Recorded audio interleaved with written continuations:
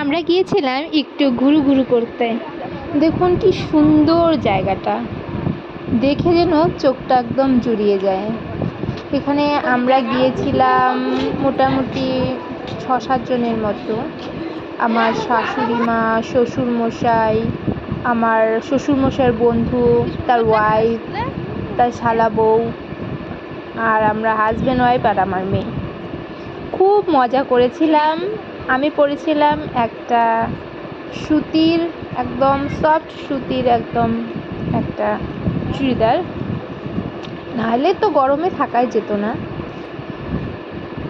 আমার জায়গাটা ভীষণভাবে পছন্দ হয়েছে আর খুব এনজয় করেছি। তারপরে চলে গিয়েছিলাম একটা মেলাতে।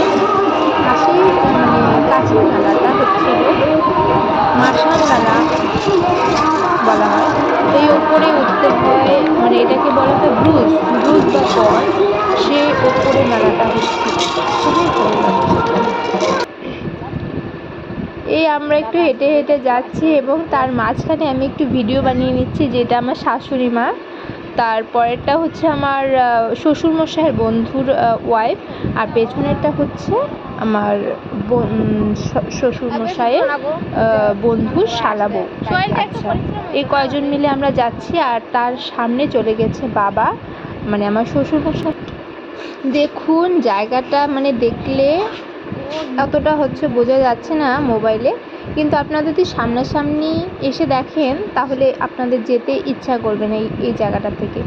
এটা হচ্ছে রাজবাড়ি হচ্ছে, এটা রাজা মারা যাওয়ার পরে এটা বানানো হয়েছে।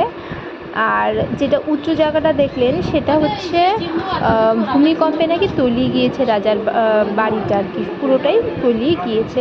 এটা পরে তৈরি করা হয়েছে। আর এখানে কিছু পাথর রাখা আছে রাজার ছবি দিয়ে, কিছু মানে পাথরের উপরে কিছু ছবি দেওয়া আছে।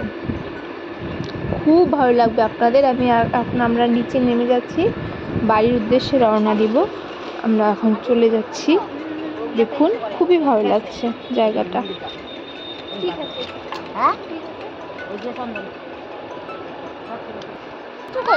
এখন আমরা এখানে সবাই মিলে যাচ্ছি, আর নিচে গিয়ে একটু খাওয়া দাওয়া করবো, এবং খাওয়া দাওয়া করে আমরা বাড়ির উদ্দেশ্যে রওনা দেব। খুবই ভালো, এবং সেটা হচ্ছে দিনহাটাতে অবস্থিত। দিনহাটায় যদি আপনারা যান, নিশ্চয়ই জায়গাটায় যাবেন, অবশ্যই যাবেন আপনারা।